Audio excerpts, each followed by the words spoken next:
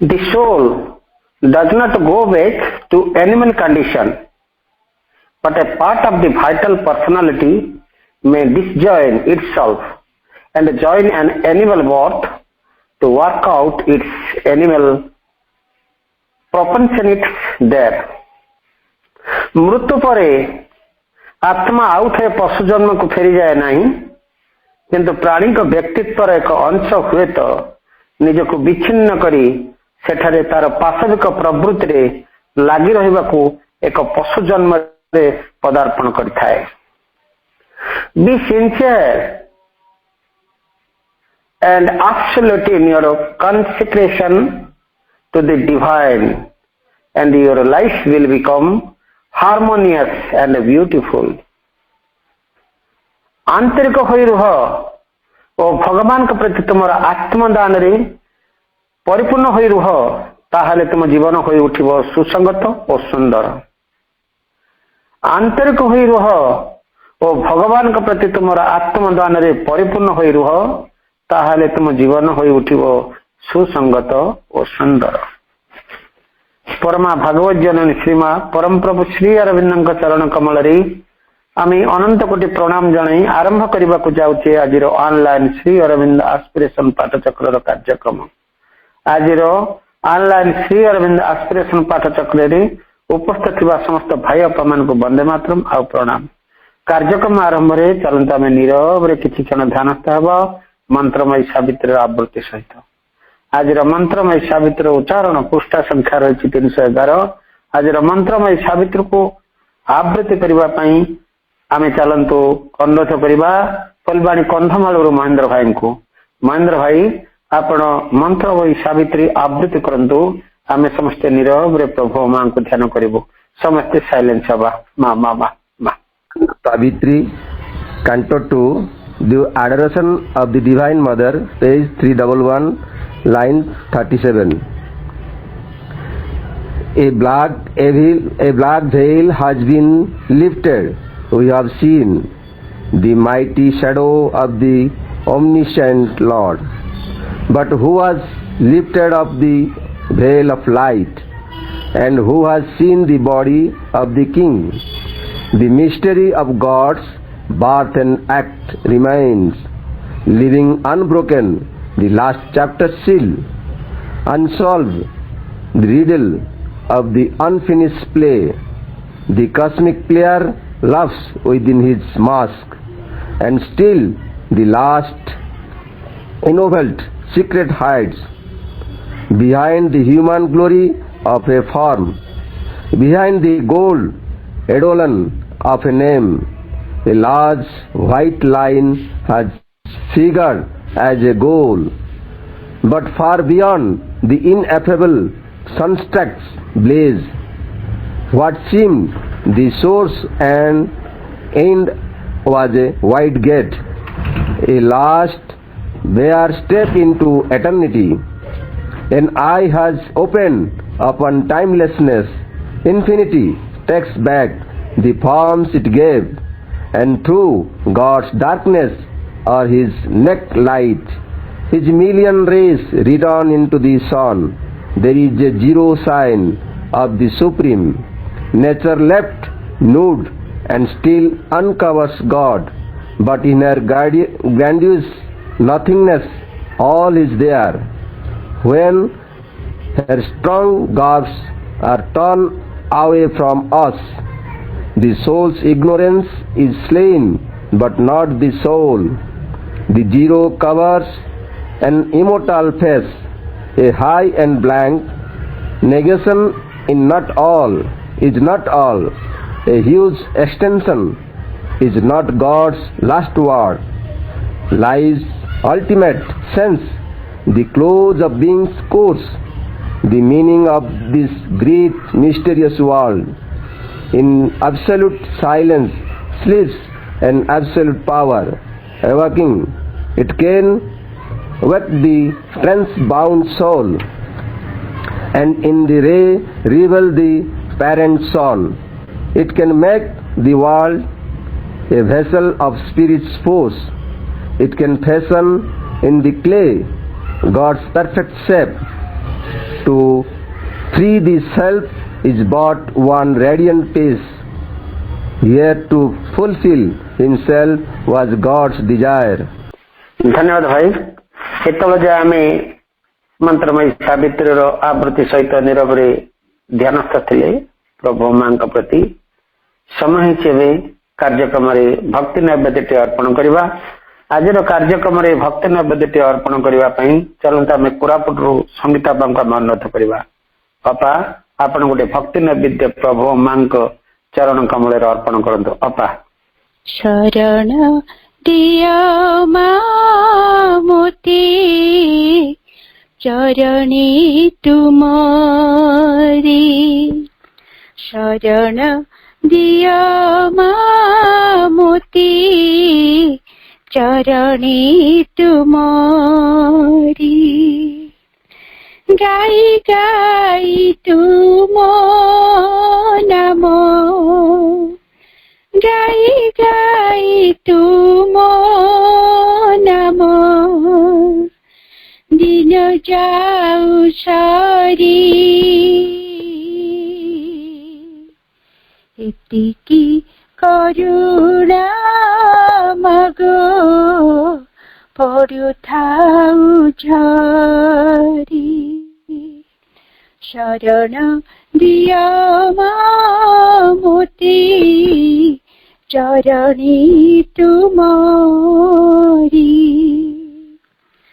सुबास सुगंध दे अनुक्षणी बिताउथिबी दिन तुमरी सेवारे लागी रहिथिबी लोड़ा नहीं मो आना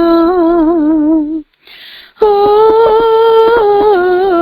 सुबास सुगंध दे अनुक्षणे बिताउथिबी दिन तुमरी सेवारे लागी रहिथिबी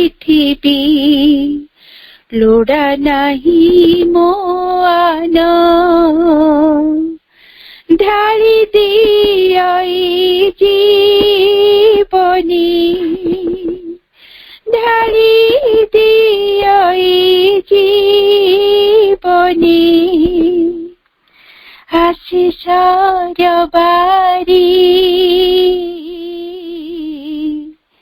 एतिकी करुणा मगो पड़ुथाऊ झरी शरण दिया मोती चरणी तुमारी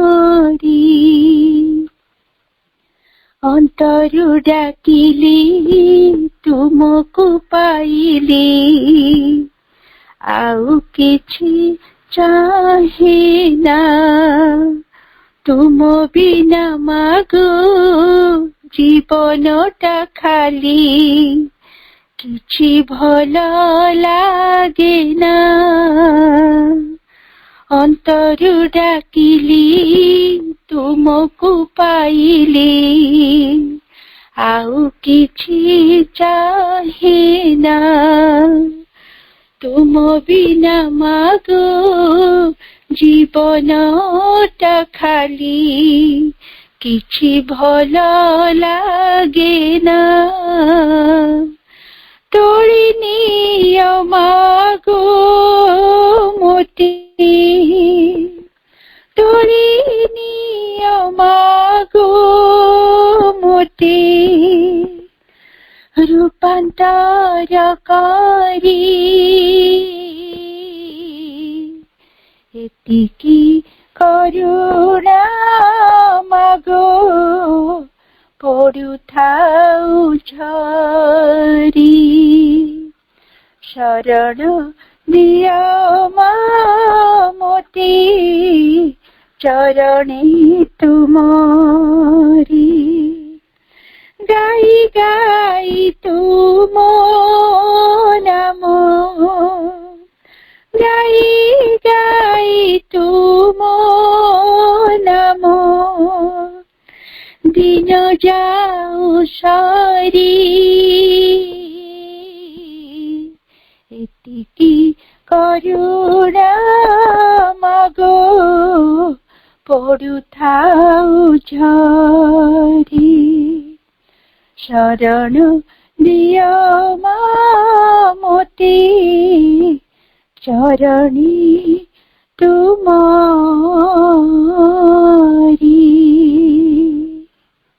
ଧନ୍ୟବାଦ ବାପା, ବହୁତ ହୃଦୟସ୍ପର୍ଶୀ ପ୍ରାର୍ଥନାଟି ମାଙ୍କର ଆଜି ନିବେଦନ କରିଛନ୍ତି ଅନଲାଇନ ଶ୍ରୀ ଅରବିନ୍ଦ ଆସୋସିଏସନ ପାଠଚକ୍ରରେ। ବାସ୍ତବିକ ପ୍ରାର୍ଥନାଟିରେ ଏତେ କଥା ଆପଣ କହିଛନ୍ତି ଯେ ମାଙ୍କ କରୁଣାକୁ ଆପଣ ମାଗିଛନ୍ତି। ଆମ ସମସ୍ତଙ୍କ ପାଇଁ କରୁଣା ମାଙ୍କୁ ମଗା ଯାଇଛି ଏବଂ ସେଇ କରୁଣାଟି ବାସ୍ତବ କଣ ପାଇଁ ନା ଆମର ସମ୍ପୂର୍ଣ୍ଣ ରୂପାନ୍ତର ପାଇଁ। ମନ ପ୍ରାଣ ଶରୀର ଏ ଯୋଉ ଆମର ରହିଛି ଚତୁର୍ଭେଦ ରୂପାନ୍ତର, ଯୋଉଟା କି ଆମର ସବୁକିଛି ରୂପାନ୍ତର, ପୂର୍ଣ୍ଣ ରୂପାନ୍ତର କଥା ଆପଣ କାମନା କରିଛନ୍ତି। ବାସ୍ତବିକ ଏହା ହିଁ କଥା। ଆମେ ମାଙ୍କୁ ମାଗିବା ଧନ ସମ୍ପତ୍ତି ବାହ୍ୟକୁ ନ ମାଗି କେବଳ ଆମର ରୂପାନ୍ତର ପାଇଁ ଯୋଉ ଆପଣ କାମନା କରିଛନ୍ତି ତାହା ବହୁତ ବହୁତ ମାନେ ଏହା ହିଁ ଠିକ କଥା। ଯାହା ଆପଣ ବନ୍ଦନା ମାଧ୍ୟମରେ ଯାହା ନିବେଦନ କରିଛନ୍ତି, ମା ଆମକୁ ନିଶ୍ଚୟ କୃପା କରିବେ, କାରଣ ସେ ଦୟାମୟୀ, କରୁଣାମୟୀ, ସ୍ନେହମୟୀ ଏବଂ ତାଙ୍କ ପ୍ରତି ଯୋଉମାନେ ତାଙ୍କୁ କିଛି ମାଗିଛନ୍ତି ଖାଲି ହାତରେ କିଏ ଆସିନାହାନ୍ତି। ଥରେ ଯିଏ ମାଙ୍କୁ କିଛି କହିଛି ମାଗିଛି, ମା ତାକୁ ସମ୍ପୂର୍ଣ୍ଣ ଭାବରେ ତାର ପୂର୍ଣ୍ଣ କରି ଛାଡିଛନ୍ତି। ତାଙ୍କର ପୂର୍ଣ୍ଣତା ହିଁ ସେ ପ୍ରଦାନ କରିଛନ୍ତି। ତେଣୁ ଆପଣଙ୍କୁ ବହୁତ ବହୁତ ଧନ୍ୟବାଦ ଆଜି ଏଇଭଳି ଏକ ସୁନ୍ଦର ପ୍ରାର୍ଥନାଟି ପାଇଁ। ଏବଂ ତା ଗୋଟେ ମତ ପାରମ୍ପରିକ ସ୍ୱର ଥିଲା ଏବଂ ହୃଦୟଗ୍ରାହୀ ସ୍ୱରଟିଏ ମଧ୍ୟ ଥିଲା। ତାରି ଭିତରେ ତାକୁ ନେଇକରି ମଧ୍ୟ ଆପଣ ଏଇ ରଚନାଟି ଏଇ ସଙ୍ଗୀତ ମାଙ୍କର ବନ୍ଦନାଟି ରଚନା ହେଇଛି ଏବଂ ସ୍ୱର ବି ମଧ୍ୟ ବହୁତ ହୃଦୟଗ୍ରାହୀ ରହିଛି। ସମୟ ହେଇଛି, ବର୍ତ୍ତମାନ ଆମେ ପ୍ରଭୁଙ୍କର ସେଇ ମହାନ ଦିବ୍ୟ ଗ୍ରନ୍ଥକୁ ଆମେ ଯେଉଁ ଆଲୋଚନା କରି ଚାଲିଛେ, ଦି ସିନ୍ଥେସିସ୍ ଅଫ୍ ଯୋଗ ସମ୍ମାନୟ, ଏ ଯାବତ ଆମେ ଆଲୋଚନାରେ ଅଛେ ନବମ ଅଧ୍ୟାୟରେ ଆମେ ଅଛେ। ଗତକାଲିଠୁ ନବମ ଅଧ୍ୟାୟ ତାର ଆରମ୍ଭ ହେଇଯାଇଛି। ଭାଇ ସିନ୍ଥେସିସ୍ ଅଫ୍ ଯୋଗକୁ ଆଲୋଚନା କରି ଚାଲିଛନ୍ତି ବରଗଡ଼ରୁ ଡକ୍ଟର ଚିତ୍ତରଞ୍ଜନ ସାହୁ ଭାଇ। ସପ୍ତାହରେ 2 ଦିନ, ସୋମବାର ଡେ 1, ମଙ୍ଗଳବାର ଡେ 2, ଆଜି ଡେ 2। ଭାଇ ଗୋଟେ ନୂଆ ବିଷୟ ବି ଆଲୋଚନା କରି ଚାଲିଛନ୍ତି, ତାହା ହଉଛି equality and the annihilation of ego, ସମତାର ଉପଲବ୍ଧି ଓ ଅହମ୍ର ବିନାଶ। Chapter 9 the synthesis of Yoga part 1। ଭାଇଙ୍କୁ ଅନୁରୋଧ କରିବା ଯେଉଁ ଆଲୋଚନାଟି କଣ୍ଟିନ୍ୟୁ ରଖିଛନ୍ତି ଆଲୋଚନା ସାଧ୍ୟକୁ, ଏ ବିଷୟଟି ଉପରେ ଆଲୋଚନା ସାଧ୍ୟକୁ ଆଗେଇ ନିଅନ୍ତୁ ଆଜିର କାର୍ଯ୍ୟକ୍ରମକୁ। ଡକ୍ଟର ଚିତ୍ତରଞ୍ଜନ ସାହୁ ଭାଇ, ବରଗଡ଼।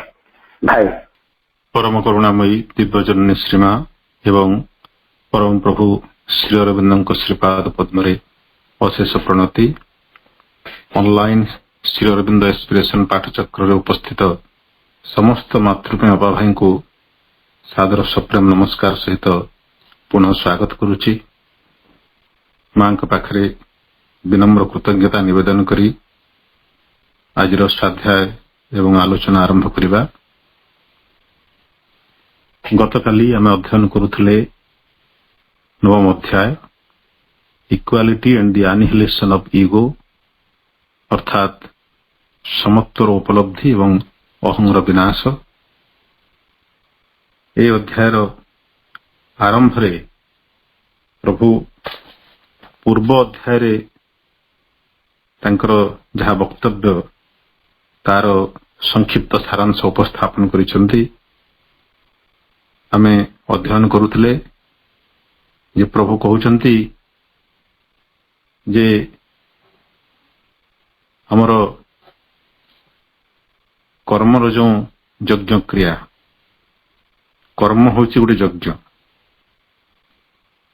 এই ଯଜ୍ଞକୁ ଯଥାର୍ଥ ଭାବରେ ଶୁଦ୍ଧତମ ଭାବରେ ପ୍ରକାଶିତ କରିବାକୁ ହେଲେ ଆମର ସର୍ବପ୍ରଥମ ଆବଶ୍ୟକତା ହେଉଛି ଅହଙ୍କାରରୁ ମୁକ୍ତ ହେବା।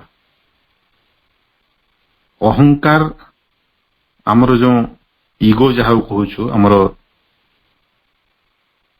ବ୍ୟକ୍ତିଗତ ଅହଂ, ବା ଆମର ବ୍ୟକ୍ତିଗତତା ବୋଲି ତାକୁ କୁହାଯାଇପାରେ, ତାର ସବୁଠୁ ମୁଖ୍ୟ ଏବଂ ସବୁଠୁ ବଡ଼ ଲକ୍ଷଣ ହେଉଛି ଲିପ୍ତତା, ଲାଖି ରହିବା। ଯୋଉ କାମ ସେ କରିବ ବା ଯେଉଁ କମ୍ପନ ସେ ଥରେ ପ୍ରକାଶିତ କଲା, ବାରମ୍ବାର ତାହା କରିବ ଏବଂ ଧୀରେ ଧୀରେ ସେଟା ତାର ଅଭ୍ୟାସରେ ପରିଣତ ହେଇଯିବ ଏବଂ ସେଟା ତାର ଗୋଟେ ସ୍ୱତନ୍ତ୍ର ପରିଚୟ ସୃଷ୍ଟି କରିବ। ଚେତନାର ଏଇ ଯୋଉ ଲକ୍ଷଣଟି ବା ଏଇ ଗୁଣଟି ତାକୁ ଆମେ କହୁଛୁ ଅହଂ। ଏବଂ ଏଇଥିପାଇଁ ହିଁ ଯାବତୀୟ ଅସୁବିଧା ଆମର ସୃଷ୍ଟି ହୁଏ। ଆସକ୍ତିରୁ ଲୋଭ, ଲୋଭରୁ ମୋହ, ମୋହରୁ ସ୍ମୃତିନାଶ, ସ୍ମୃତିନାଶରୁ ବୃଦ୍ଧିଭଂଶ ହୋଇ ପ୍ରାଣୀ ମୃତ୍ୟୁ ମୁଖରେ ପଡେ। ତେଣୁ ସବୁରି ମୂଳରେ ଯେଉଁ ରହିଛି ଆମର ଅହଙ୍ଗତ ଆସକ୍ତି, ତାକୁ ସର୍ବପ୍ରଥମେ ପ୍ରତ୍ୟାଖ୍ୟାନ କରିବା ପାଇଁ ଏବଂ ସେ ପ୍ରତ୍ୟାଖ୍ୟାନ ପୁଣି ସମର୍ପଣ ମାଧ୍ୟମରେ ଚେତନାର ଗୋଟେ ଯଜ୍ଞ କ୍ରିୟା ରୂପେ, ଯଜ୍ଞର ନୈବେଦ୍ୟ ରୂପେ, ଆହୁତି ରୂପେ ତାକୁ ଆମକୁ ଭଗବାନଙ୍କୁ ଦେଇଦେବାକୁ ପଡିବ। ଏଇଟା ହେଉଛି ପୂର୍ଣ୍ଣଯୋଗର ପ୍ରକ୍ରିୟା ବା କର୍ମଯୋଗର ପ୍ରକ୍ରିୟା। ପୂର୍ଣ୍ଣଯୋଗ ତ ସମସ୍ତ ଯୋଗର ସମନ୍ୱୟ। ପୂର୍ଣ୍ଣଯୋଗ ଭିତରେ ଯେଉଁ କର୍ମଯୋଗ ବା କର୍ମଯୋଗ ମାଧ୍ୟମରେ ଯେଉଁ ପୂର୍ଣ୍ଣଯୋଗର ପରିକଳ୍ପନା ପ୍ରଭୁ କରୁଛନ୍ତି ବା ଯେଉଁ ମାର୍ଗଟି ଦେଖେଇଛନ୍ତି, ତାହାର ମୁଖ୍ୟ ଉପାୟଟି ଏଇଟା ଯେ ଆମେ ସମର୍ପଣ ମାଧ୍ୟମରେ ଚେତନାର ସବୁ ଗତିବୃତ୍ତିକୁ ପ୍ରତ୍ୟାଖ୍ୟାନ କରିବା ବା ସେଥିରୁ ଆମର ଅହଙ୍ଗତ ଲିପ୍ତତାକୁ ହଟେଇଦେବା। ନିର୍ଲିପ୍ତ ନିଷ୍କାମ ଭାବରେ ସବୁ କର୍ମ କରିବା, ଯଦ୍ୱାରା ଆମର ପ୍ରାପ୍ତି ହେବ ସମତ୍ୱ। ଏବଂ ପ୍ରଭୁ ଗୀତାର ବାଣୀକୁ ଉଦ୍ଧାର କରି କହୁଛନ୍ତି ଯେ କର୍ମଣ୍ୟ ବାଧିକାରସ୍ତେ ମା ଫଳେଷୁ କଦାଚନ। ଯେଉଁ କର୍ମ ଆମକୁ ଭଗବାନ ଦେଇଛନ୍ତି ସେ କର୍ମ କରିବାଟା ଆମର ଅଧିକାର, କିନ୍ତୁ ଫଳରେ ଅଧିକାର ନାହିଁ। ଫଳର ମାଲିକ ହେଉଛନ୍ତି ଭଗବାନ ଏବଂ ଫଳ ଉପରେ ତାଙ୍କର ରହିଛି ଏକଛତ୍ର ବା ସାର୍ବଭୌମ ଅଧିକାର। ସେ ହିଁ କର୍ମଫଳର ଭୋକ୍ତା, ଏକମାତ୍ର ଭୋକ୍ତା। ଆମେ କେବଳ ନିମିତ୍ତ ମାତ୍ର, ଆମ ମାଧ୍ୟମରେ ସେ କର୍ମଟି କରାଉଛନ୍ତି, କିନ୍ତୁ ଆମେ ମାଲିକ ବା ଭୋକ୍ତା ନୁହନ୍ତି। ସେ ହିଁ କର୍ମର ଅଧୀଶ୍ୱର, ସେ ହିଁ ଏକମାତ୍ର ଗ୍ରହୀତା। ତେଣୁ ତାଙ୍କୁ ସବୁ ଅର୍ପଣ କରିବା। ତେଣୁ କର୍ମ ଫଳରେ ସବୁ ପ୍ରକାର ଆସକ୍ତିରୁ ଆମକୁ ମୁକ୍ତ ହେବାକୁ ପଡିବ। କିନ୍ତୁ ସେତିକିରେ ଅଟକି ଗଲେ ହେବ ନାହିଁ। କର୍ମ ଫଳ ସହିତ କର୍ମରେ ଆସକ୍ତିରୁ ମଧ୍ୟ ଆମକୁ ମୁକ୍ତ ହେବାକୁ ପଡିବ। We must renounce attachment to the work itself. ପ୍ରଭୁ କହୁଛନ୍ତି କର୍ମରେ ମଧ୍ୟ କୌଣସି ପ୍ରକାର ଆସକ୍ତି ରଖିବା ନାହିଁ। ନିଜର ରୁଚି ଅନୁସାରେ କର୍ମ କରିବା, ଏଇ ଯେଉଁ ଅଭ୍ୟାସ ଆମର ରହିଆସିଛି, ସେଟା ହିଁ ଆମର ଅହଂଟାକୁ ଅଧିକରୁ ଅଧିକ ସ୍ଫୀତ କରୁଛି, ମୋଟା କରୁଛି। ଆମର ଅଜ୍ଞାନତାର ବନ୍ଧନକୁ ଆହୁରି ଗୋଟେ ଗୋଟେ ପ୍ରସ୍ତର ସେଠି ଯୋଡୁଛି। ଏବଂ ଏଇ ସବୁ ଧାରଣା ଗୁଡିକ ଆମକୁ ଅତି ସୁନ୍ଦର ଲାଗେ ସାମାଜିକ ଜୀବନରେ।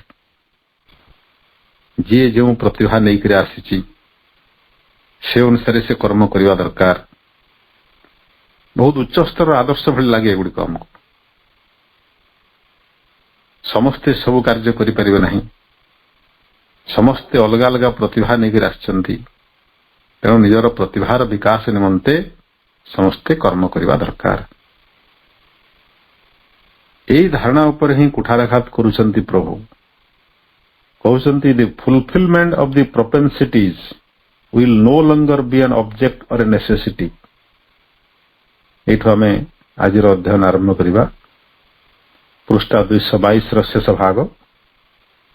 गोटे कंटिन्यूड पैराग्राफ रही तृतीय पैराग्राफ तार शेष भाग रे the fulfilment of the propensities अर्थात आम जो को अंतर्निहित प्रतिभा तार चरितार्थता तार विकास सेटा आम आ गोटे लक्ष्य व आवश्यकता रहिबो नहीं there will be instead the fulfilment of the divine will through the natural dynamic truth in action of a free soul and a luminous nature अंतर्निहित प्रतिभा किछि नाही आमर सब भगवानंकर आमर बोली किछि नाही तेणु जदि मोर अंतर्निहित प्रतिभा किछि अछि बोली मते लागुची तार किभଳି विकास हेउ बोली भगवान चाहंती से भगवानंकर इच्छा को मु परिपूर्ण करिया पय चेष्टा करिबी आमर मुक्त आत्माटी माध्यम रे भगवानकर संकल्प प्रकाशित हुए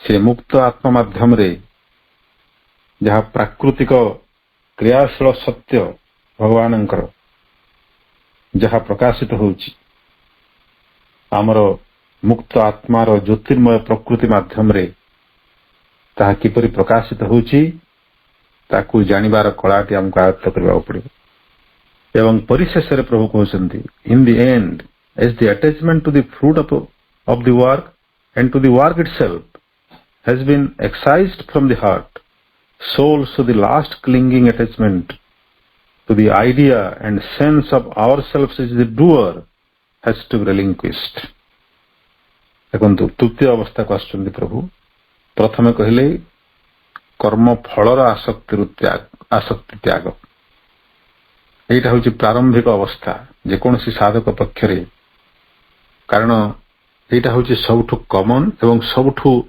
बाह्यतम आसक्ति सुस्पष्ट भाव में जानी पारू फल प्रति हमारा आसक्ति हमार आशानुरूप फल न मिलले आम दुखित हो आशानुरूप फल प्राप्त हो गले आम खुशी डेई पड़ू यहाँ हूँ आसक्तिर लक्षण लिप्ततार लक्षण ताकू तो निहाती परित्याग करने पड़ो तापर कर्म रे आमर जो पसंद अपसंद रुचि अभिरुचि प्रिफरेंसेस चॉइसेस अटैचमेंट आमर प्रोपेंसिटी बोले हम जाको अंतर्निहित प्रतिभा ये सब धारणा हमको मुक्त हो पड़ो जोग जीवन रे ये सब कौन सी प्रासंगिकता नहीं मोर असल प्रतिभा कौन मोर असल कर्तव्य कौन ता मु डिसाइड करिबि नहीं मो भितर से भगवान डिसाइड करंतु से ही मते बतांतु से ही मते निर्देश दियंतु मु तांकर बाणी सुनिबा को चेष्टा करिबि सेरा मोर सर्वप्रथम एवं प्रधान कर्तव्य एवं तृतीय अवस्था प्रभु कहते कर्म फलरू एवं कर्मरू आसक्ति त्याग हला परे शेष आसक्ति जहाँ रही थाए आम हृदय रे आमर जो विभिन्न प्रकार धारणा एवं मु सब करुची सेंस ऑफ डोरशिप पृथक कर्तृत्व बोध मोर कर्मर मालिक मु निजे मोर प्रेरणार उत्स मु निजे चिंता मु कली ना मु निष्पत्ति नेली ना मु से कार्य एमती प्लानिंग करथिल ना सब मु ए मुक्तर हमको मुक्त होगा पड़ो प्रकृत रे तार रहस्य होची जे मु बोली जहाँ कहूची तार प्रकृत रे निजस्व अस्तित्व किसी नाही ताकू धरी रखी आउ जणे ताकू परिचालित करुची आउ जणे से ही असल करता मु नुहे I am not the doer is somebody else is the supreme से होचंती परमोच्च प्रभु भगवान से ही एकमात्र कर्ता आम समस्ते गोटे गोटे जंत्र मात्र माध्यम मात्र यही धारणा आम रखिबा एवं सबु प्रकार सेंस ऑफ डोरशिप कर्तृत्व बोधरू मुक्त हवा The divine Shakti must be known and felt above and within us as the true and sole worker. सबु कर्म करुचंती से दिव्य शक्ति भगवानंकर क्रियात्मक शक्ति प्रकृति शक्ति एवं से ऊर्ध्वर रही सब किसी को परिचालित करुचंती से ही एकमात्र सत्य एवं यथार्थ कर्मी ପ୍ରକୃତ କର୍ମୀ ଏବଂ ଏକମାତ୍ର କର୍ମୀ। ତାଙ୍କ ଛଡ଼ା ଆଉ କେହି କର୍ମୀ ନାହାନ୍ତି। ଭଗବାନଙ୍କର ଇଚ୍ଛାକୁ ଏ ପୃଥିବୀରେ ବାସ୍ତବତା ରୂପ ଦେଉଛନ୍ତି ତାଙ୍କର ଯୋଗମାୟା ଶକ୍ତି, ମହାଶକ୍ତି। ଏଇ ଅଧ୍ୟାୟର ଉପକ୍ରମଣିକାଟି ଏଠି ଶେଷ ହେଉଛି। ତାପରେ ଅଧ୍ୟାୟର ମୁଖ୍ୟ ବିଷୟବସ୍ତୁକୁ ଆରମ୍ଭ କରୁଛନ୍ତି ପ୍ରଭୁ।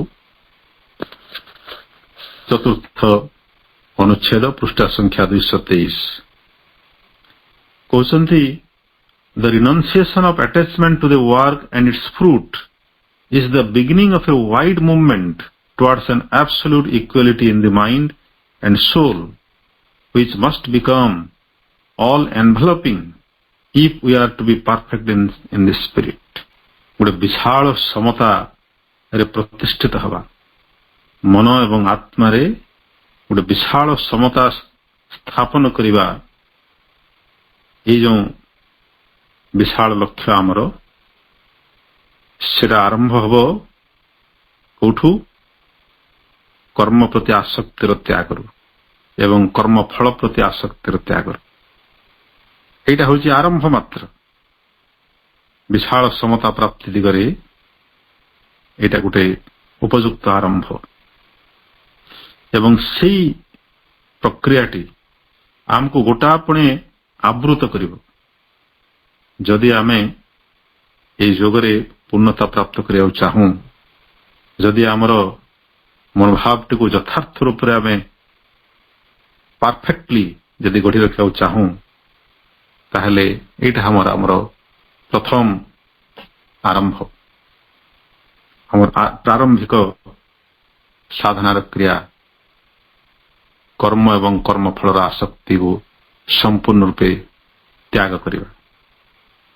For the worship of the master of the works demands a clear recognition and glad acknowledgement of him in ourselves, in all things and in all happenings.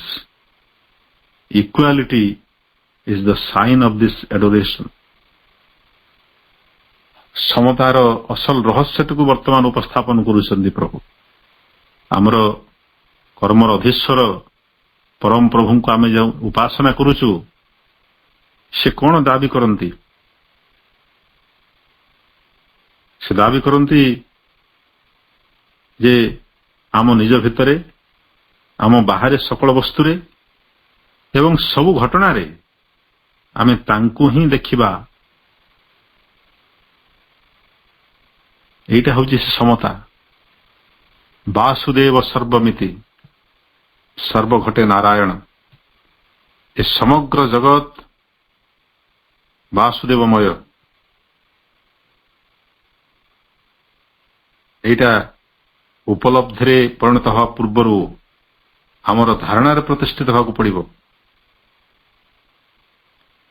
Alipore cellular ଜେଲରେ ତ ପ୍ରଭୁଙ୍କର ପ୍ରତ୍ୟକ୍ଷ ଅନୁଭୂତି ହେଇଗଲା। ଏଟା ସେ ସବୁ ବସ୍ତୁରେ, ସବୁ ପ୍ରାଣୀ ଭିତରେ, ଅପ୍ରାଣୀ ଭିତରେ, ସବୁ ଘଟଣାରେ, ସବୁ ପ୍ରକ୍ରିୟାରେ ବାସ୍ତବଙ୍କୁ ପ୍ରତ୍ୟକ୍ଷ ଦର୍ଶନ କଲେ। ଆମ ସମସ୍ତଙ୍କର ସେ ଅନୁଭୂତି ଦିନ ନା ଦିନ ଆସିବାକୁ ବାଧ୍ୟ। କିନ୍ତୁ ତା ପୂର୍ବରୁ ଅନ୍ତତଃ ମାନସିକ ଭାବରେ ଆମକୁ ଏ ଧାରଣାଟି ନିଜ ଭିତରେ ପ୍ରତିଷ୍ଠିତ କରିବାକୁ ପଡ଼ିବ ଯେ ଜଗତରେ ସବୁକିଛି ବାସୁଦେବମୟ। ବାସୁଦେବଙ୍କ ଛଡ଼ା ଆଉ କେହି ନାହାନ୍ତି। ଯଦି ମୁଁ କୌଣସି ବସ୍ତୁରେ, କୌଣସି ବ୍ୟକ୍ତି ଭିତରେ, କୌଣସି ଘଟଣାରେ ବାସୁଦେବଙ୍କୁ ଛାଡ଼ି ଅନ୍ୟ କିଛି ଦେଖୁଛି, ତାହେଲେ ସେ ଦୃଷ୍ଟି ହିଁ ମୋର ଭ୍ରମ, ସେଇଟା ହିଁ ମୋର ମିଥ୍ୟା ଧାରଣା। ମୋତେ ସେ ମିଥ୍ୟା ଧାରଣାକୁ ଛାଡ଼ିବାକୁ ପଡ଼ିବ।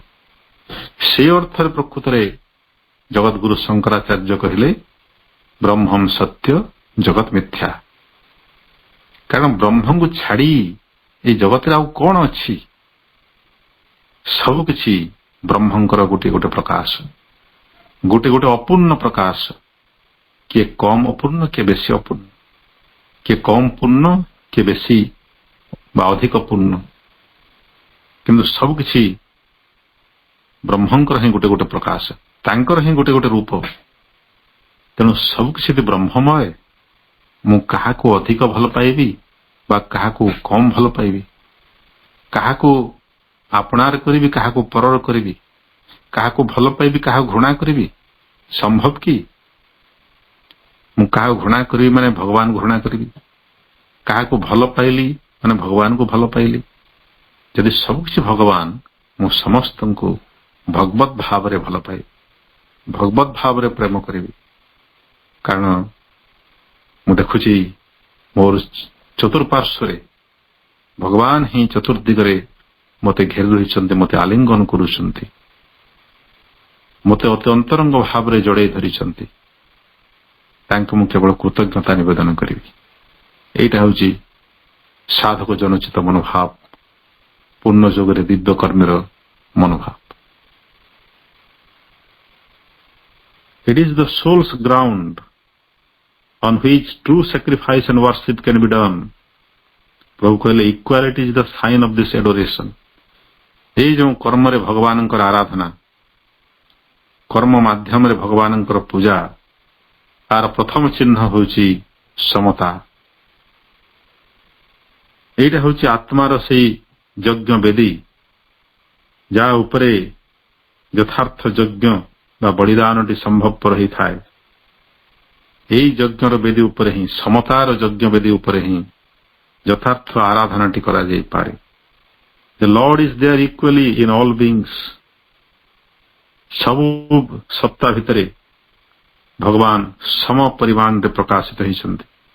We have to make no essential distinctions between ourselves and others. ଆମେ ନିଜ ଭିତରେ ଏବଂ ଅନ୍ୟ ଭିତରେ କୌଣସି ପ୍ରକାର ମୂଳଭୂତ ପାର୍ଥକ୍ୟ ଦେଖିପାରିବା ନାହିଁ।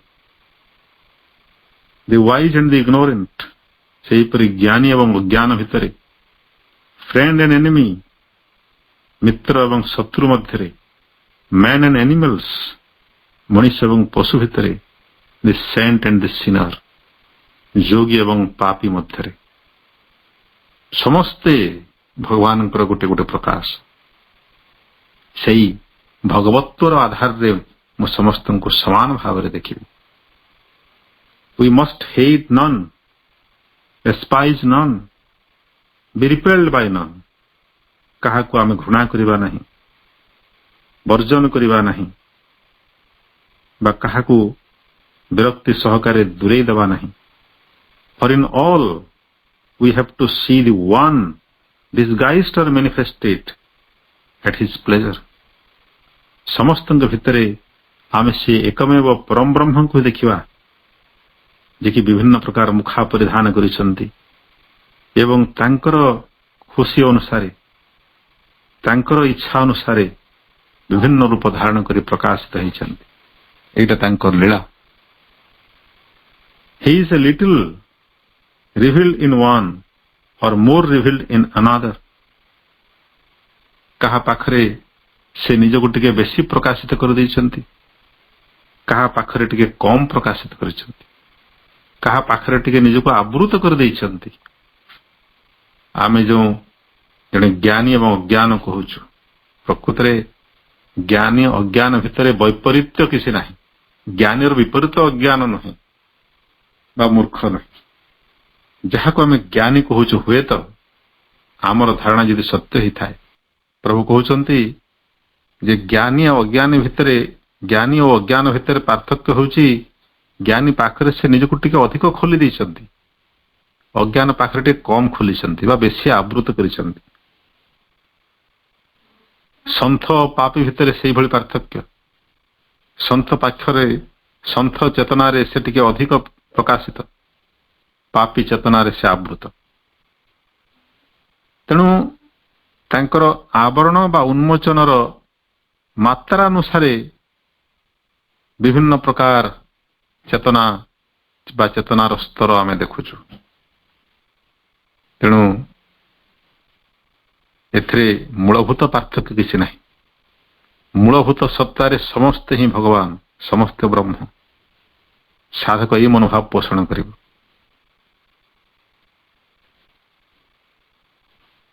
Or concealed and wholly distorted in others.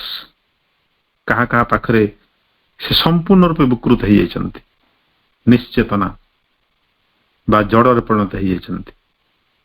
ତାଙ୍କର ପୂର୍ଣ୍ଣ ଚେତନା ପୂର୍ଣ୍ଣ ଜ୍ଞାନ, ପୂର୍ଣ୍ଣ ଆନନ୍ଦ, ସମ୍ପୂର୍ଣ୍ଣ ଅଜ୍ଞାନତା ଏବଂ ନିରାନନ୍ଦରେ ପରିଣତ ହେଇଯାଇଛି।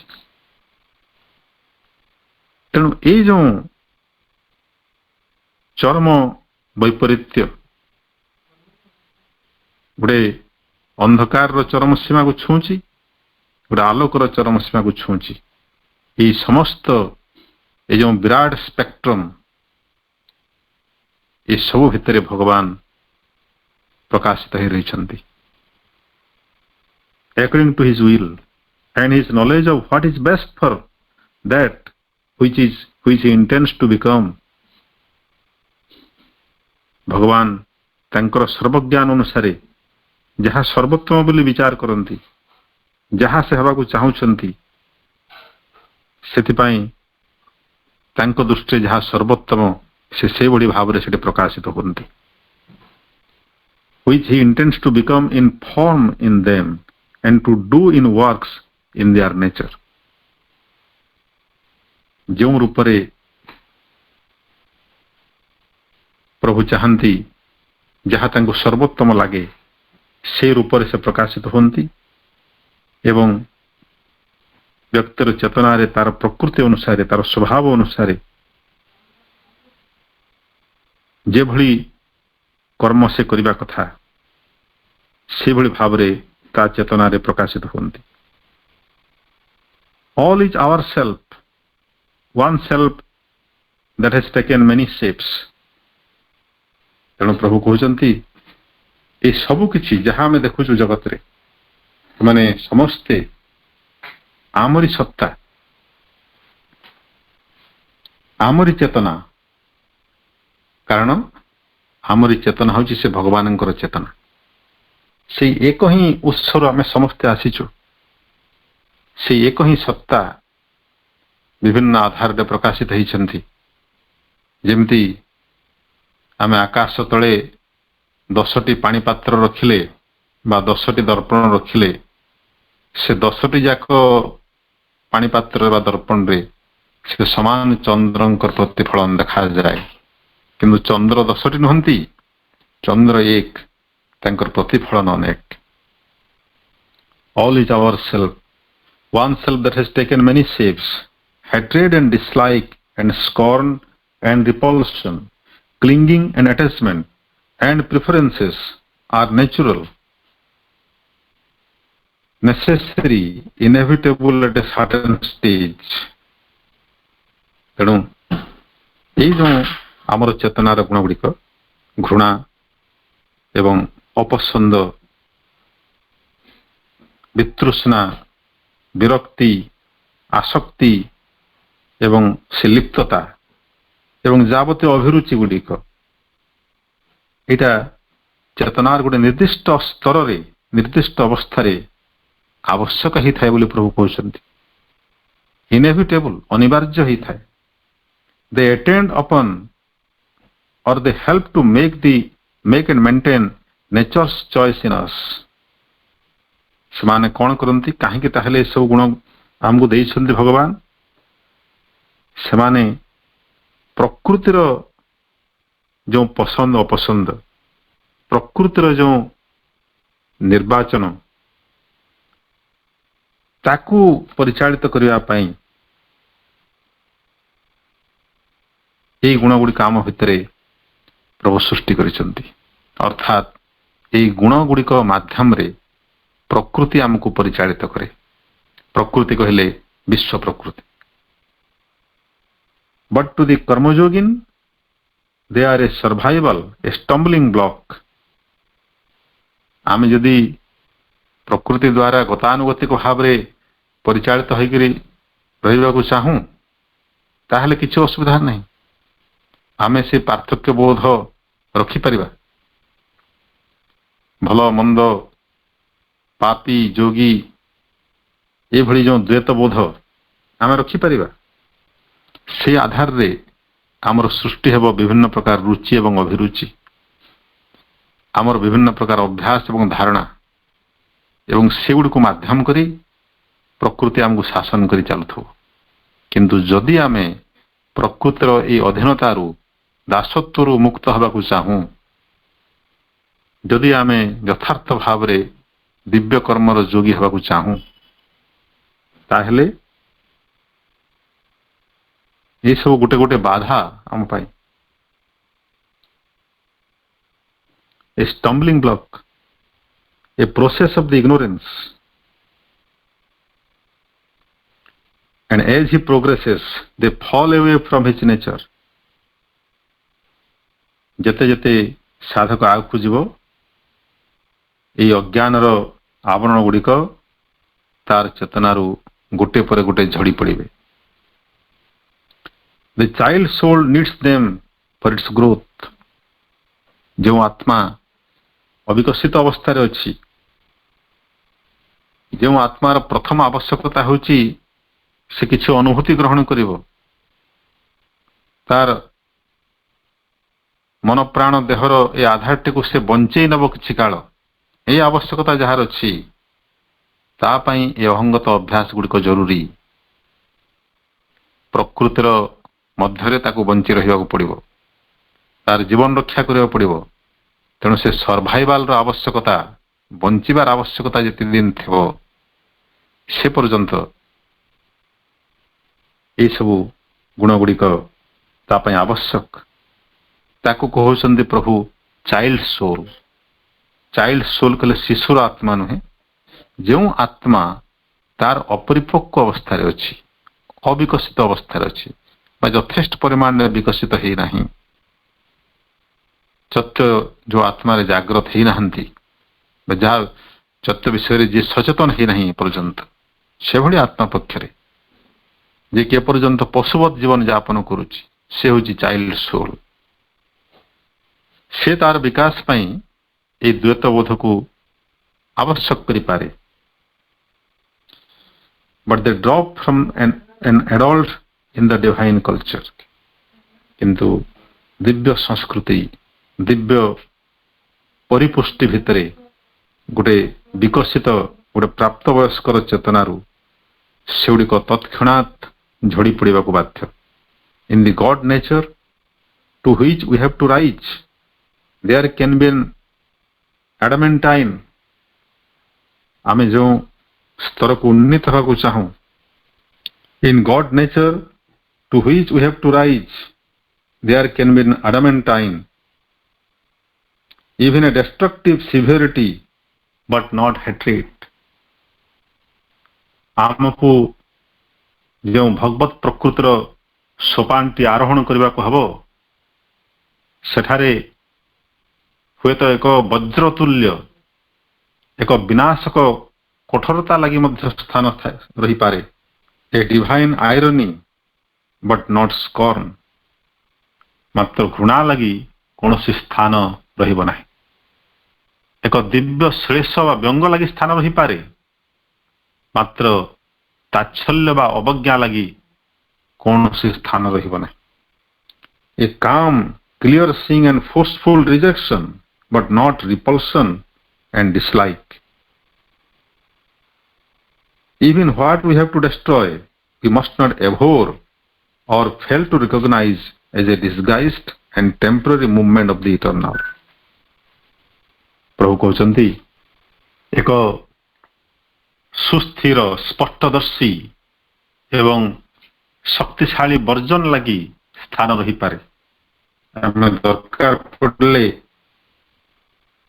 ଶକ୍ତିଶାଳୀ ଭାବରେ କିଛି ବର୍ଜନ କରିବା, ଫୋର୍ସଫୁଲ ରିଜେକ୍ସନ, କିନ୍ତୁ ସ୍ପଷ୍ଟ ଦୃଷ୍ଟି ସହିତ, ଅର୍ଥାତ୍ ଯଥାର୍ଥ ଚେତନାରେ ପ୍ରତିଷ୍ଠିତ ହୋଇ, ସତ୍ୟ ଚେତନାରେ ପ୍ରତିଷ୍ଠିତ ହୋଇ ଯାହାକୁ ବର୍ଜନ କରିବାକୁ ପଡ଼େ, ଯଦି ତାହେଲେ ଆମେ ଅବଶ୍ୟ ସେଟା କରିବା। କିନ୍ତୁ ଯୁଗୁପ୍ସା ବା ଘୃଣା ବା ଅଶ୍ରଦ୍ଧା ଲାଗି କୌଣସି ପ୍ରକାର ସ୍ଥାନ ନାହିଁ। ଆମେ କିଛି ଘୃଣା କରିବା ନାହିଁ। ଯେମିତି ଗୋଟେ ଛାତ୍ର ଶ୍ରେଣୀରେ ବିଶୃଙ୍ଖଳା କଲେ ଶିକ୍ଷକ ତାକୁ ଦଣ୍ଡ ଦିଅନ୍ତି, ଦରକାର ପଡ଼ିଲେ ତାକୁ ଶ୍ରେଣୀରୁ ବାହାର କରିଦିଅନ୍ତି। ଶ୍ରେଣୀରୁ ସିନା ବାହାର କରିଦିଅନ୍ତି, କିନ୍ତୁ ତାକୁ ହୃଦୟରୁ ବାହାର କରିଦିଅନ୍ତି କି? ଶ୍ରେଣୀରୁ ସାମୟିକ ଭାବରେ ତାକୁ ବାହାର କରିଦେଲେ ମଧ୍ୟ ତା ପ୍ରତି ତାଙ୍କର ଥାଏ ଅଫୁରନ୍ତ କରୁଣା। ପିଲାଟି ଯେମିତି ଭଲ ମଣିଷଟି ହେଇଯାଉ, ସେଇଭଳି ଭାବ ଆମକୁ ପୋଷଣ କରିବାକୁ ପଡିବ। ଯଦି କାହାକୁ ତ୍ୟାଗ କରିବାକୁ ପଡେ, କାହାକୁ ବର୍ଜନ କରିବାକୁ ପଡେ, କାହାକୁ ବାସନ୍ଦ କରିବାକୁ ପଡେ, ତାହା ମଧ୍ୟ ଆମେ ଗୋଟେ ଅଫୁରନ୍ତ ପ୍ରେମର ଭାବ ସହିତ କରିବା, କାରଣ ସିଏ ବି ଭଗବାନ। Even what we have to destroy we must not abhor. ଏପରିକି କାହାକୁ ସମ୍ପୂର୍ଣ୍ଣ ଧ୍ୱଂସ କରିବାର ଯଦି ଅଛି, କାହାର ଶିରଚ୍ଛେଦ କରିବାର ଅଛି, କାହାକୁ ବଧ କରିବାର ଅଛି, ତାହା ମଧ୍ୟ କରିବା ଆମେ ପ୍ରେମର ସହିତ। ତାକୁ ଘୃଣା କରିବା ନାହିଁ। or fail to recognize, we must not abhor or fail to recognize as a disguised and temporary movement of the eternal. କାରଣ ସିଏ ବି ଭଗବାନ, ସିଏ ମଧ୍ୟ ଭଗବାନଙ୍କର ଗୋଟେ ଛଦ୍ମ ରୂପ। ଭଗବାନ ନିଜକୁ ଆବୃତ କରି ତା ଭିତରେ ପ୍ରକାଶିତ ହେଇଛନ୍ତି, ସେ ମୁଖା ପିନ୍ଧିଛନ୍ତି ଏବଂ ସାମୟିକ ଭାବରେ ସେ ଅବସ୍ଥା ଦେଇକରି ଭଗବାନ ନିଜେ ଗତି କରୁଛନ୍ତି। ସବୁକିଛି ସାମୟିକ, ସବୁକିଛି ଟେମ୍ପରାରୀ ତାଙ୍କର ସୃଷ୍ଟିରେ, ସବୁକିଛି ପରିବର୍ତ୍ତନଶୀଳ ଏବଂ ଏହି ପରିବର୍ତ୍ତନର ଶେଷ ଲକ୍ଷ୍ୟ ହେଉଛନ୍ତି ଭଗବାନ ସ୍ୱୟଂ। ତାଙ୍କରି ଚେତନାରେ ମିଳିତ ହେବା ପାଇଁ ଏ ସମଗ୍ର ଜଗତ ଧାବମାନ। ତେଣୁ ସେ ଦୃଷ୍ଟିରେ ଆମେ ଜଗତକୁ ଦେଖିବା ଏବଂ ଗୋଟେ ନାଟକ ଅଭିନୟ କଲା ଭଳି ଆମର ଭୂମିକାଟିକୁ କେବଳ ନିର୍ବାହ କରିବା, ନିର୍ଲିପ୍ତ ଭାବରେ, ନିଷ୍କାମ ଭାବରେ।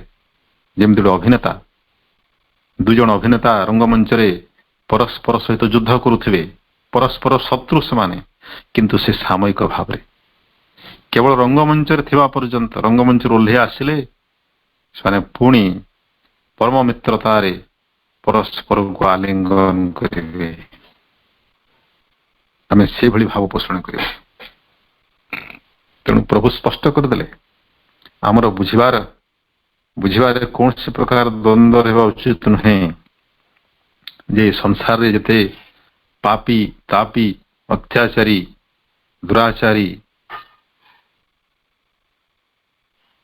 ଅତି ରୁଗ୍ଣ ମାନସିକତା ସମ୍ପନ୍ନ, ଦୁର୍ନୀତିଗ୍ରସ୍ତ ଚେତନା ସବୁ ରହିଛନ୍ତି, ଆମେ ସମସ୍ତଙ୍କୁ କ'ଣ ସମାନ ଭାବରେ ଦେଖିବା, ସମସ୍ତଙ୍କୁ ଭଲ ପାଇବା, ସମସ୍ତଙ୍କୁ ଗ୍ରହଣ କରିବା? ଏଇଟା ବୁଝିବାର ଆମକୁ କଷ୍ଟ ହୁଏ। ପ୍ରଭୁ କହୁଛନ୍ତି ନା, ସମତା କହିଲେ ସେମିତି ନୁହେଁ। ସମତା ହେଉଛି ଯଥାର୍ଥତାର ସମତା। ଯାହା ପ୍ରତି ଯେଉଁ ଆଚରଣ ଯଥାର୍ଥ ଆମେ ସେ ଆଚରଣ କରିବା, କିନ୍ତୁ ଭିତରେ ଭାବଟି ରଖିଥିବା ଯେ ସେ ବି ଭଗବାନଙ୍କର ଗୋଟେ ପ୍ରକାଶ। ତେଣୁ ତାକୁ ମୋର ଘୃଣା କରିବାର ନାହିଁ, କିନ୍ତୁ ତା ପ୍ରତି ଯଥାର୍ଥ ଆଚରଣ ଯାହା ସେଟା ଅବଶ୍ୟ କରିବି। ପାପୀକୁ ଯଦି ଦଣ୍ଡ ଦେବାର ହୁଏ, ଯଦି ମୋର ଅଧିକାର ଭିତରେ ଥାଏ ଏବଂ କର୍ତ୍ତବ୍ୟ ଭିତରେ ଥାଏ, ଅବଶ୍ୟ ଦଣ୍ଡ ଦେବି, କିନ୍ତୁ ପ୍ରେମର ସହିତ। କାରଣ ସେ ବି ଭଗବାନ। ସେ ସଚେତନ ନୁହେଁ, କିନ୍ତୁ ସାଧକ ତ ସଚେତନ। ଯେ ସଚେତନ ହେଇଛି ସେ ପ୍ରକୃତରେ ସାଧକ। ଭଗବାନଙ୍କର ଏମନ୍ତ ଲୀଳା ବିଷୟରେ ଯେ ସଚେତନ, ସିଏ ପ୍ରକୃତରେ ସାଧକ। ସେ ହିଁ ଯୋଗ ମାର୍ଗରେ ଅଗ୍ରସର କରିବାକୁ ଯୋଗ୍ୟ। ତାପରେ ପ୍ରଭୁ କହୁଛନ୍ତି ପରବର୍ତ୍ତୀ ପାରାଗ୍ରାଫରେ, ଶେଷ ପାରାଗ୍ରାଫ 223 ପୃଷ୍ଠାର, and since all things are in the one self in its manifestation, since all things are the one self in its manifestation, ଯେହେତୁ ଆମର ସକଳ ବସ୍ତୁ ସେ ପରମାତ୍ମାଙ୍କର ହିଁ ଭିନ୍ନ ଭିନ୍ନ ରୂପ, we shall have equality of soul towards the ugly and the beautiful, the maimed and the perfect, the noble and the vulgar, the pleasant and the unpleasant, the good and the evil. ସେଇ କଥା ପ୍ରଭୁ କହୁଛନ୍ତି। ଯେହେତୁ ଅସଲ ସ୍ୱରୂପରେ, ମୂଳ ସ୍ୱରୂପରେ ସମସ୍ତେ ଭଗବାନ, ତେଣୁ ଆମେ ଆତ୍ମାର ଏକତ୍ୱ, ଆତ୍ମାର ସମତ୍ୱ ସମସ୍ତଙ୍କ ପ୍ରତି ଆମେ ବଜାୟ ରଖିବା। କୁତ୍ସିତ ଏବଂ ସୁନ୍ଦର ପ୍ରତି, ବିକଳାଙ୍ଗ ଏବଂ ପୂର୍ଣ୍ଣାଙ୍ଗ ପ୍ରତି, ମହତ୍ ଏବଂ ଦୁରାଚାରୀ ପ୍ରତି, ଆନନ୍ଦମୟ ଏବଂ ନିରାନନ୍ଦମୟ ସବୁ ଅବସ୍ଥା ପ୍ରତି, ଭଲ ଏବଂ ମନ୍ଦ ସକଳ ବସ୍ତୁ ସକଳ ସତ୍ତାଙ୍କ ପ୍ରତି ଆମେ ଆତ୍ମାର ସମତା ଭାବରେ ପ୍ରତିଷ୍ଠିତ ହେବା। ସମସ୍ତଙ୍କୁ ଭଗବାନଙ୍କର ଭିନ୍ନ ଭିନ୍ନ ପ୍ରକାଶ ରୂପ ଦେଖିବା, କିନ୍ତୁ ଅନ୍ତରରେ କାହା ପ୍ରତି ଆସକ୍ତ ବା ବିରକ୍ତ ହେବା ନାହିଁ, କାହା ପ୍ରତି ଅନୁରକ୍ତ ବା ବିରକ୍ତ ହେବା ନାହିଁ। କେବଳ ତା ପ୍ରତି ଆମର କର୍ତ୍ତବ୍ୟଟି କ'ଣ ଭଗବାନଙ୍କୁ ପଚାରି ଯଥାର୍ଥ କର୍ତ୍ତବ୍ୟଟି କରିବା ଏବଂ କରିସାରିକରି ସେ କର୍ମଟିକୁ ଭଗବାନଙ୍କ ହାତରେ ଅର୍ପଣ କରିଦେବା।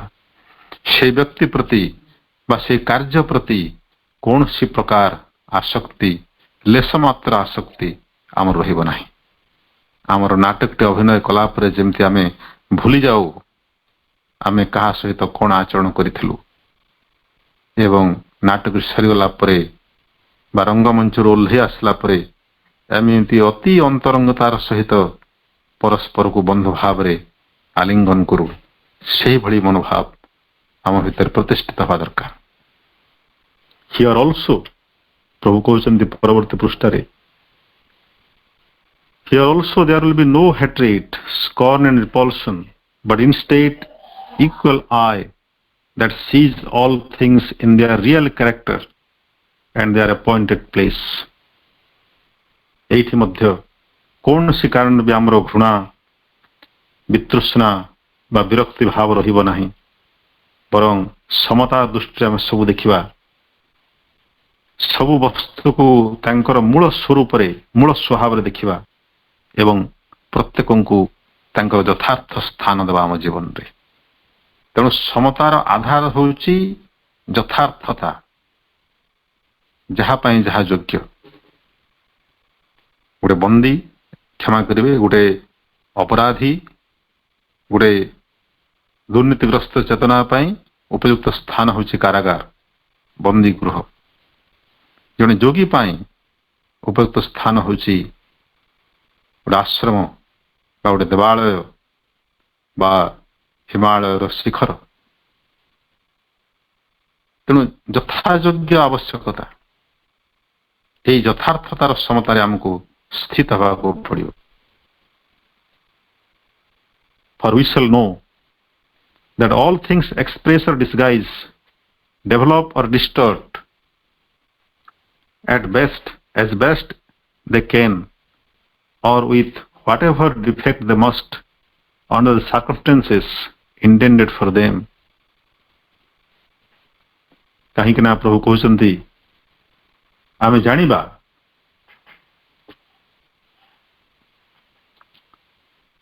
ଆମକୁ ଜାଣି ରଖିବାକୁ ହବ ଯେ ସକଳ ବସ୍ତୁ କେବଳ ସେହି ପରମ ଦିବ୍ୟ ସ୍ୱରୂପଙ୍କର ହିଁ କୌଣସି ନା କୌଣସି ସତ୍ୟ ବା ବାସ୍ତବ ତଥ୍ୟକୁ ଏବଂ କୌଣସି ନା କୌଣସି ସାମର୍ଥ୍ୟ ବା ସମ୍ଭାବନାକୁ ହିଁ ବ୍ୟକ୍ତ କରୁଛନ୍ତି ବା ଘୋଡ଼ାଇ ରଖୁଛନ୍ତି।